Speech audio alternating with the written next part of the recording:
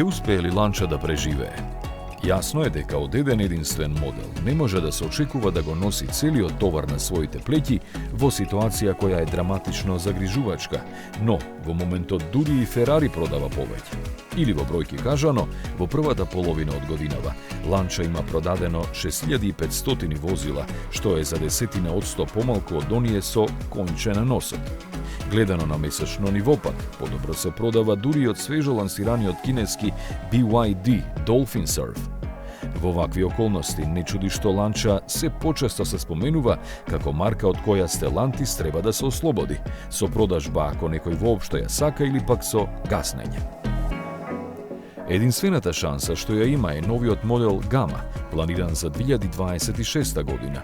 Првобитно замислен исклучиво како електричен, тој сепак ќе биде достапен и во хибридна верзија. Ќе ја користи платформата од Peugeot 3008, а за разлика од Y кој доаѓа од Шпанија, ќе се произведува во фабриката Melfi во Италија, заедно со Jeep Compass и DS број 8.